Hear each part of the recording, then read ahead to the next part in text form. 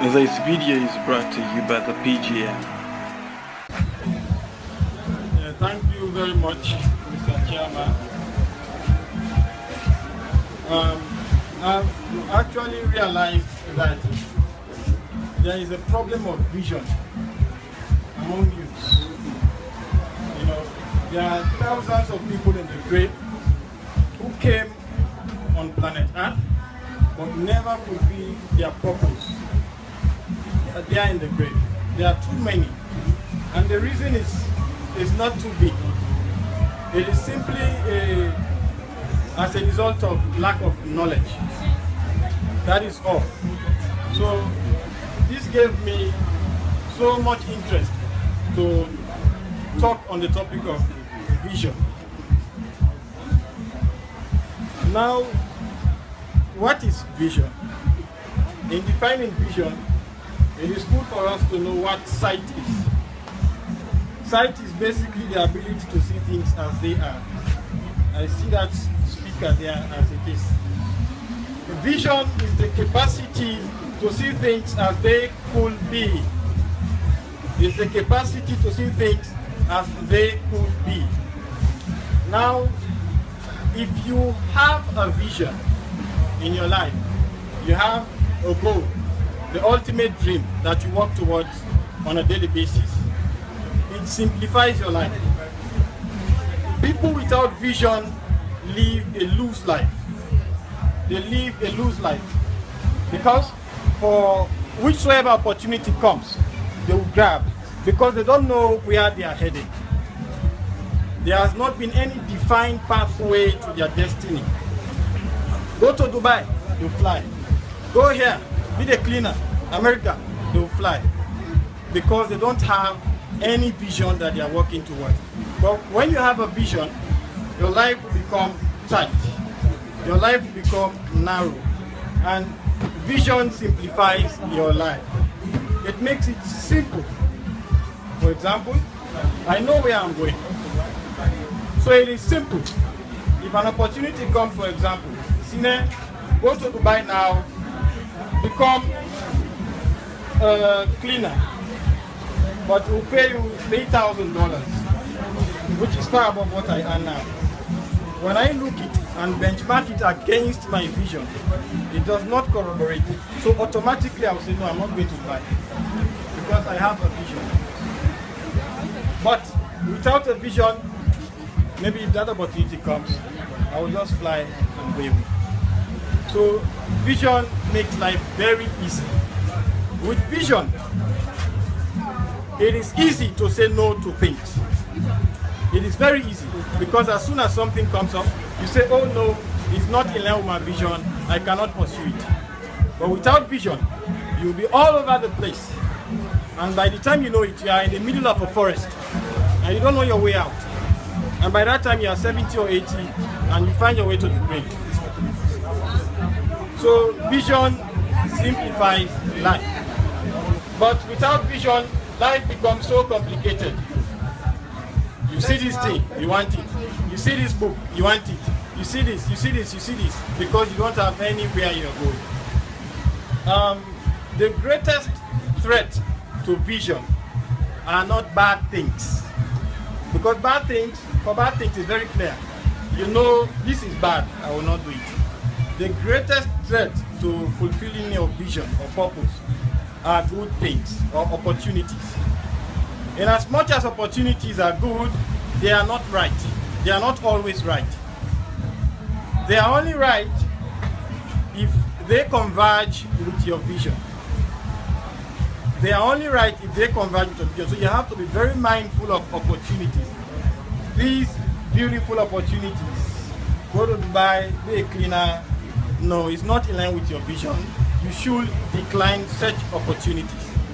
So we need to sit down at home and try to see how we can design our vision and work on it on a daily basis to ensure we achieve it. Now, I want to spend 1 minute to explain how you can go about designing your vision. Of course, as a human being, you may have thousands of thoughts of your desires on earth. Thousands. List down all of your desires and try to summarize each of them to single sentences and get to a point where you summarize all of these various desires into a single sentence, which will be your purpose of existence. Once you crystallize that purpose, work with that purpose, work towards it till the end. Of course, your vision can be reshaped. It's very possible. As time goes on, revelations may come from God and you may upgrade it or shape it in certain ways. For example, BGM, before now is only love. But another thing has been added based on God's direction, which is geared towards change. If you want to be successful in life, do not seek success. I see all of us chasing success.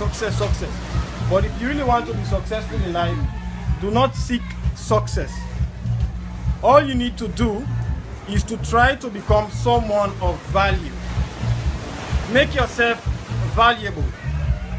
In other words, develop a gift that you'll be so good at that people will even pay to watch you perform it. Do not seek success. For example, society have placed so much value on gold, silver, etc., etc. And because of that, all of us go in search of gold, silver. And in fact, we can't readily afford it because it's very expensive. There is so much value attached to gold. Well, make yourself like gold. Make yourself like silver. Deliver a gift, master it, and market it to society. They will actually pay for you to perform it. I would like to elaborate on things that may hinder you achieving your vision. One has to do with the environment. The environment simply means those around you. Of course, the physical environment will not necessarily tamper with your vision, but those around you, your affiliations, your friendship. Don't always associate yourself with people who are failures. They will drag you back. They are low-minded, they don't have any big dream. So they can't stretch your vision. Try to be with people who've been so big and they will stretch you. Even if you are down there, they will stretch you a bit. You start thinking wider and you will grow. So the environment is very key. When you design your vision, be very careful with the type of friends and affiliations.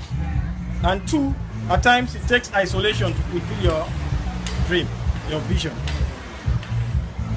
There are crucial times where you have to go away from the pleasures of the earth, from your friends, just to achieve a dream. For a seed to germinate and turn into a plant, it needs to go under the ground. It needs to go under the ground and be covered, and then it can sprout out with time. So at times, you need to isolate yourself. And lastly, you need to specialize. The main reason why most people are not known today in society is because they are not known for a single thing. They are everywhere. And I'm doing this, I'm doing that. So you are not identified by anything. Specialization is key to adding value to yourself. Master an area. Discover a niche on earth and master it to a point that if you are to call one person in that sector, you'll be the first. Specialization is very, very key.